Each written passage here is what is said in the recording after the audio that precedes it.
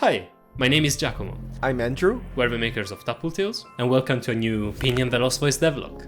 An adventure platformer where you play as a tiny dog that punches with his voice, in a 2D and drawn whimsical world where the sun and the moon have stopped moving. If you haven't already, it would really mean a lot if you could support us by wishlisting the game on Steam. But anyways, let's begin with the devlog. So, as we said last time, we plan to divide the fight with Tubagot into 3 different phases. The first one works as an introduction to the basic moveset of the boss. Tubagot alternates 3 different attacks while moving around the screen, giving the player the opportunity to learn its basic pattern. After receiving a certain amount of damage, Tubagot gets a bit annoyed and performs this animation, in which it uses its tubas to summon clouds from the sky. These clouds are not just for decoration, some of them become alive and shoot deadly lightning strikes from above. In this second phase, the player has to keep track of 2 things at once, the attacks of the boss from one side and the clouds on the other. The transition to the third phase sees Tubagot finally losing his temper, transforming into a super angry Tubagot. In the prototype we are preparing for this first stage of production, the boss fight ends here, but the plan for a full fight is to have the boss move and attack faster, with a set of new or altered attacks from the previous phases. Super Saiyan Tubagot doesn't joke around, so don't underestimate it. As a gamer, one of the most exciting things about bosses is that they are usually a lot smarter and more complex than a general small enemy you encounter in games. Their attacks swing harder, deals more damage, and they're usually only one of a kind in the game, making the whole experience a lot more memorable. I implemented the new art Giacomo gave me from the few new attacks, and so far it's working pretty well. It was a bit tricky managing the clouds as you had to be independent of the boss attacks, and after a few sleepless nights, I'm just glad it works. I also managed to combine 2 attacks into one from Tomer's suggestion, and I think it looks super cool. I realized that adding these tiny random wait time tasks, it made the attack feel more organic, almost like the Tubagot is alive and it's reacting to the player's attacks. Now, having these attacks coexist in a random selector doesn't really work. As Giacomo said, there will be 3 stages, and so we would need a way to determine those stages by health. I decided for now to just use a simple health system that determines at which stage the Tubagot is in. Each time the Tubagot reaches a threshold, the behavior tree will go through a sequence to play the changing animation as well as update the stage global variable. This was done with a huge help from Dominic Hackle with their behavior tree tutorial, link in the description. I'm super happy with how it looks, and I'm planning on adding more conditions to the attack pattern. I really want to add a tracker of the previous attack, and so in such a way that it will never repeat the same attack again. I want to thank everyone for suggesting future possible attacks for the boss. They were so creative and crazy. Honestly, it was a blast to read. We will definitely think about them when we are going to add more attacks to the actual game. Thank you all so much for the awesome feedback.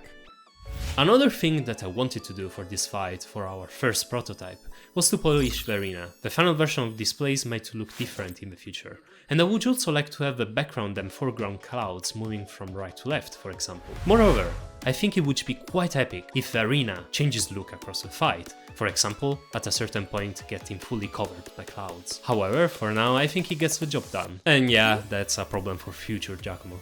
As regards the work on the Tubagot fight itself, our work is far from done actually. Not only Tubagot is missing the angry version of its attacks, which means I will have to redraw all the attacks twice. That sounds fun, doesn't it? But also, we haven't properly explored the use of sounds in this fight yet. We have some cool ideas in mind, such as an enemy sound bullet that can turn into a platform if you bark at it, and lets you reach the boss if it's too far up in the sky. Obviously, the Tubagot is missing an intro and outro cutscenes too, but since they are tied to the story, those will come much later. In addition to all this, something I had in mind for the third phase transformation, but we couldn't do for this first iteration, is a more dramatic take on it, in which the screen flashes white when the boss transforms, with a loud, roaring thunder sound playing in the background. What do you think of this idea? The arena at the moment is only composed of 3 sprites, and as Giacomo said, it will start looking a lot more dynamic and exciting. As the bosses change, there is something to consider. I will need a variable that communicates between the behavior designer and the arena. For now, I've only got the cloud sheep to listen to the behavior designer. Whenever the Tubagot enters a new phase, all the cloud sheeps would disappear. This is the same script I use when the Tubagot is doing the chained cloud sheep attack. The sheep receives a signal from the boss and disappear. Then they re-enter the scene in a chained motion pattern with only one safe spot for Pinni to get under. I want to make these signals reusable so that we can use it for other things, such as the arena. I learned from Benji that a good programmer should try to make their script always reusable. Oh, of course, what would a boss fight be without some awesome sound effects from Tomer? Hey, my name is Tomer, and I'm the sound designer for Pinni and the Lost Voice. I've been a part of the Pinnacle studio team since our development of our first game, Tadpole Tales. And here is what I've got so far for Pinni. Bork, bork, bork, da, da, bork, da, bork. Now imagine if that was the actual sound effects. Wouldn't that be great? My job is to make Giacomo's beautiful art come to life. With his top-notch art skills, he gives me so much room to explore and express the characters that he creates. There's a lot to show you guys, but let's try to stay on the topic of clouds. For example, the cloud strike sound. It is a mix of layers that I either find, record, or even use my own voice. The first layers are a bunch of lightning textures that helps indicating the charging effects of the attack, as well as the thundery impact at the end. Then we of course have a goat noise. Nothing else to elaborate, just pure, raw goat greatness. After that, I usually fill the missing voices with my own beautiful imitations of weird living creatures. For example, I'm the proud voice actor of Duck Cannon from Tadpole Tales. It's important for me to get the movement sounds right, even if it means my neighbors think I abuse reptiles from time to time. I use this technique all of the time, and it helps me add a unique layer to each of my sounds. For tuba goat sounds, I think my main inspiration was the death sound of the goats in Stonehill from Spyro 1. It is clearly a human being imitating a goat, but it's eyes-opening how effective and unique it sounds. Then, after a bunch of not so fun mixing and balancing, there you have it, the cloud strike sound. And so here is the final look of the first iteration of the boss fight, with Tomer's sound effects and Esper's epic boss music.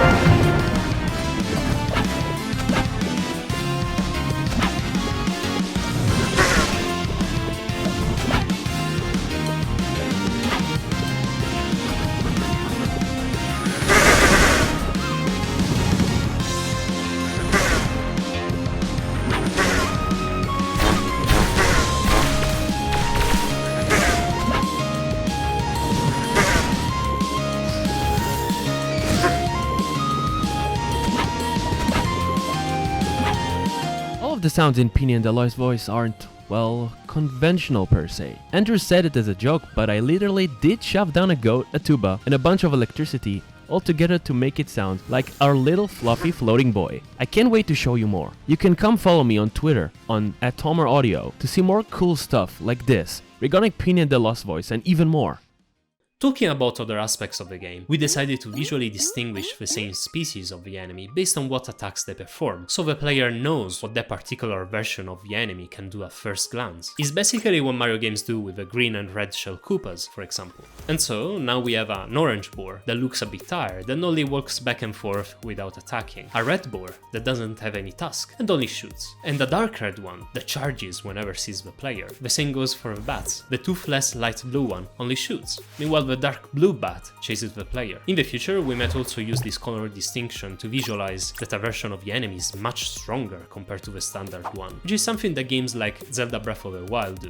Something else I did was draw these clouds that in this demo will act as moving platforms. These thin platforms, tree trunks and treetops on the other end, are one-way platforms. Just press jump and down at the same time and you will drop down. Other small things are these heart-shaped collectibles, whose design is 100% temporary, as we are still thinking about their use in the proper game. The bushes and destructible spikes, which now have a destroy animation. This new fence tile set that can be used to decorate horizontal and 3 tiles long slopes, with one version that has some animated leaves, for the sake of variety. Finally, I made a talkie animation of the balloon guy. In our prototype, this little fella is not going to be an enemy, but rather an NPC that gives some quick tutorial tips. Looking at the result from the latest ball, it looks like he's gonna be tied to a balloon with a big smiling face on it. Oh, and if you watched this far, you might have noticed that the bark punch looks different, and we have some actual levels in the game. We will discuss them in our next devlog, so please make sure to stay tuned by subscribing to our channel.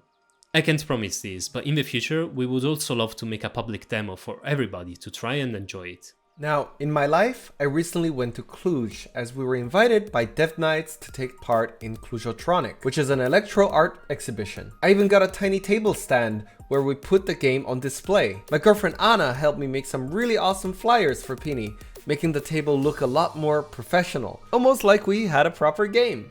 We definitely got a lot of work ahead of us, but this was an awesome experience, and I want to thank San Sailor Studio and Clujotronic for making this experience possible.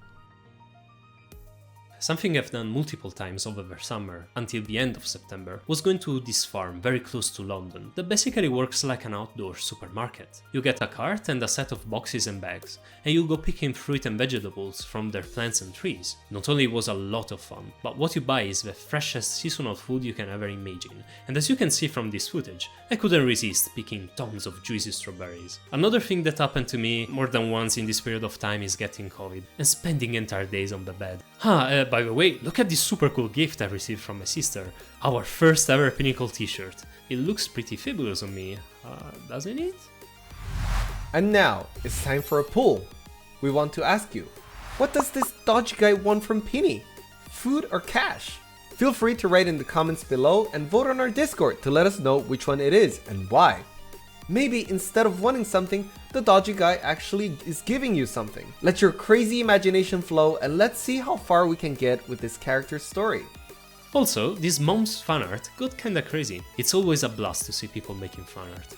They always make our day. Thank you so much for your continued support and love for the project. They mean a lot to us. And that's all for this week. Thank you all so much for watching. If you enjoyed it, please consider giving us a like and subscribe to be part of our journey. You can support us by wishlisting the game on Steam, and with that being said, I wish you all a wonderful, wonderful day. Bye bye!